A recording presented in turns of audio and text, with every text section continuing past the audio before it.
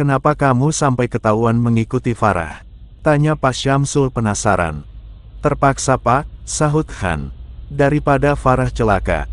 Dahi Pak Syamsul langsung berkerut. Maksudnya? Lalu Han menceritakan semua apa yang terjadi di Stadion Utama Riau. Pak Syamsul serius mendengarkan, sambil sesekali mendesah risau bercampur geram. Tapi kemudian tersenyum puas ketika Han mengakhiri ceritanya. Kalau begitu kejadiannya, pantas saja Farah menjadikanmu sebagai bodyguard-nya. Dan mulai saat ini, saya tak perlu lagi jadi intel Melayu yang harus kucing-kucingan mengawasi dan mengikuti Farah kemanapun dia pergi. Tawa Pak Syamsul meledak. Entah kenapa ia merasa cocok sekali dengan Han. Ia pun mudah sekali mempercayakan Farah pada Han, padahal ia baru beberapa hari mengenal anak muda itu. Maaf Pak, ada lagi yang mau dibicarakan, kata Han sopan sambil melirik pintu, khawatir Farah tak sabar menunggu dan berbuat aneh lagi. Pak Syamsul tersenyum geli, paham membaca ekspresi muka Han. Tak ada lagi, kamu bisa langsung menjalankan tugas sebagai pengawal anak saya. Bodyguard Pak, koreksi Han sambil melirik pintu lagi. Begitu kata Farah, lanjutnya sambil berdiri dan berjalan menuju pintu. Iya, Pak Syamsul tergelak sambil memberikan tanda oke. Tapi tunggu sebentar. Han menunda membuka pintu. Berikan nomor rekeningmu. Nanti saya suruh staf mengirimkan uang pesangon yang saya janjikan tadi, kata Pak Syamsul. Han tersenyum malu. Maaf Pak, sebaiknya jangan. Saya merasa tak berhak mendapatkannya. Tapi saya pantang melanggar janji. Ucap Pak Syamsul mantap. Saya takut musibah yang menimpa keluarga saya bertambah lagi. Han mengernyit. Maaf Pak, musibah apa? Pak Syamsul menghela berat lagi. Terdiam sejenak. Istri saya menderita penyakit aneh, dan kamu pasti juga tahu bagaimana keadaan Farah. Han tersenyum simpati. Maaf Pak, saya tadi terlalu ingin tahu masalah keluarga Bapak. Tak apa-apa, kata Pak Syamsul. Terdiam lagi, lalu membuka laci meja kerjanya, ketika teringat sesuatu. Saya mencari orang ini selama belasan tahun, lanjutnya ketika memperlihatkan selembar foto lama kepada Han. Siapa tahu kamu pernah melihatnya. Han mendekat dan memindai foto itu sejenak.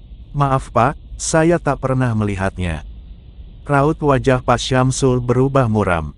Memang sulit sekali menemukan orang ini. Maaf Pak, orang ini siapa? Belum sempat Pak Syamsul menjawab, tiba-tiba saja pintu terbuka dan Farah masuk dengan wajah kesal. Kok lama amat sih? Bosan nunggu tahu. Iya sayang, sudah selesai kok, kata Pak Syamsul. Memangnya Farah mau kemana? Apa ada kuliah siang ini? Tadi pagi bolos lagi kan kuliahnya. Farah merengut. Papa pertanyaannya borongan kayak wartawan magang. Pak Syamsul tertawa lepas. Han ikut tersenyum geli. Langsung dipelototi Farah. Ngapain lo nyengir gitu kayak kuda lapar? Farah, kok ngomong gitu sayang? Tegur Pak Syamsul.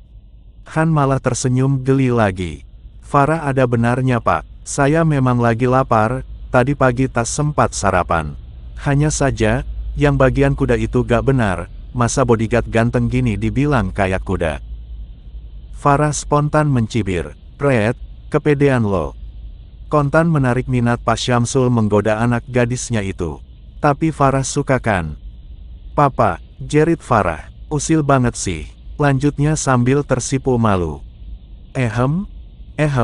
Goda Pak Syamsul lagi sambil melirik Han. Han langsung membeku, salah tingkah. Ayolah Farah, katanya mau berangkat, katanya sambil garuk-garuk kepala. Ih, bodyguard gue ketombean, ejek Farah. Lo gak punya duit buat beli sampo ya? Iya, uangku habis. Tadi 50.000 ku kasih ke tukang potong rumput, yang ku pinjam motornya. Sisa 15.000, sudah dibelikan bensin motorku, jelas Han jujur. Mata Farah membelalak, OMG, lo miskin amat. Farah, tak boleh begitu, tegur Pak Syamsul. Han, sini nomor rekening bank kamu, nanti saya suruh staf transfer uang pesangon kamu 10 juta yang saya janjikan tadi.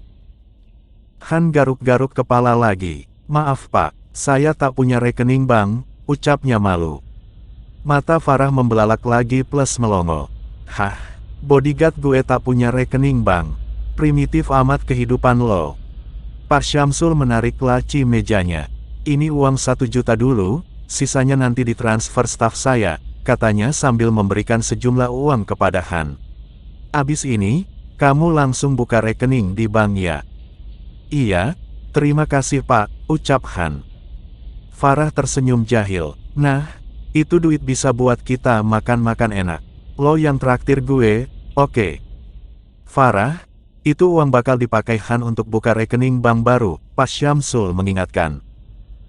Farah mencibir. Yah, Papa, 50.000 juga bisa kali untuk buka rekening baru di bank. Masa iya? Han mengernyitkan dahi. Benar begitu. Farah mengangguk cepat. Yup, benar. Ayo kita cari makan. 950.000 kita habisin buat makan, 50.000 buat buka rekening bank lo itu. Pak Syamsul hanya bisa geleng-geleng kepala melihat kelakuan anak gadisnya itu. Farah mengedikkan kepalanya pada Han. Set, jangan bengong.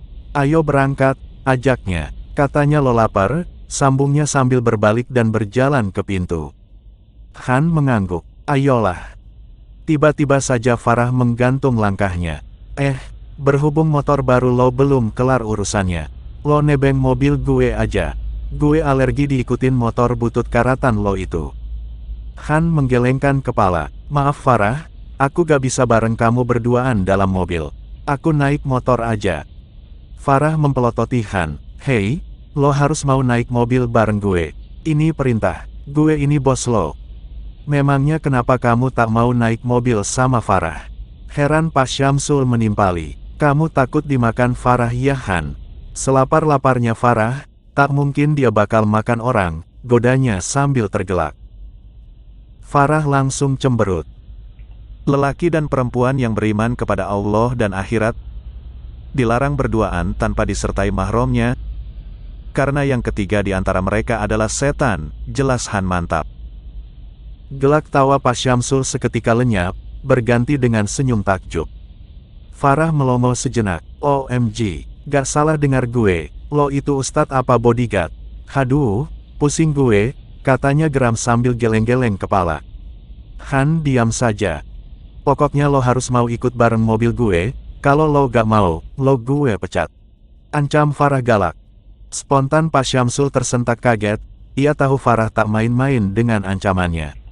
Dan ia bakal pusing 7 keliling, kalau Han dipecat Farah, karena kesulitan yang luar biasa, mencari orang yang bisa beradaptasi dengan tingkah laku aneh anaknya itu.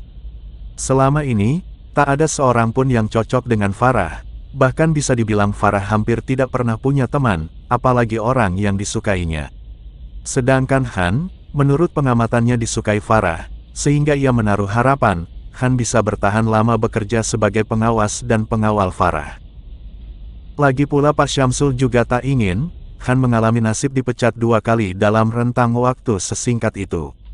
Ia mencoba menekan rasa risaunya, menanti jawaban Han atas ancaman Farah. Han menghembuskan nafas. Oke, silahkan pecat, aku berhenti sekarang juga. Farah melotot geram. Lo itu ya, geramnya dengan kedua telapak tangan terkepal erat. Pak Syamsul merasakan jantungnya seperti berhenti berdetak sejenak, kedua bahunya terasa lemas. Han, jangan buru-buru memutuskan untuk berhenti. Kita bicarakan lagi baik-baik ya, bujuknya. Lagi-lagi Han diam saja. Farah memalingkan muka sambil mendengus kesal. Belagu amat lo jadi orang. Han tetap diam. Pak Syamsul buru-buru bergerak cepat, mencoba meluluhkan hati anak gadisnya. Farah, anak gadis papa yang cantik dan baik hati, kamu sayangkan sama papa. Kamu tak mau kan beban pikiran papa bertambah lagi karena mikirin kamu. Fiwu, Farah menghembuskan nafas kencang, tak acuh. Farah mengalah aja ya sayang, bujuk Pak Syamsul lagi. Biar Han naik motornya saja. Nanti papa suruh staf gerak cepat menyediakan motor baru yang lebih berkelas, yang pantas dipakai bodyguard ganteng untuk mengawal anak gadis papa yang cantik lagi baik hati ini. Tak urung pipi Farah memerah, lalu tersenyum malu, hatinya melunak. Papa lebay ya. Pak Syamsul yang merasa sudah bisa menguasai situasi, langsung bertindak cepat lagi. Ayo buruan berangkat sana, katanya lapar. Ayo Han, berangkat, ajak Farah sambil mengedikkan kepala pada Han. Lo gak jadi gue pecat. Hati nurani gue yang suci ini tak tega mendengar rengekan papa. Lagi-lagi Pak Syamsul tertawa geli melihat kelakuan anak gadisnya. Ayolah, sahut Han. Kami permisi dulu Pak, pamitnya pada Pak Syamsul. Assalamualaikum. Waalaikumsalam. Pak Syamsul tersenyum lega, dadanya yang tadi sesak terasa lapang sudah sekarang. Farah tak ngucapin salam juga sama papa. Sentilnya. Kan tadi udah diwakilin sama anak buah Farah, sahut Farah sekenanya. Lalu berjalan melewati pintu yang terbuka diikuti oleh Han. Lagi-lagi Pak Syamsul hanya bisa geleng-geleng kepala sambil tersenyum geli melihat kelakuan anak gadis semata wayangnya itu.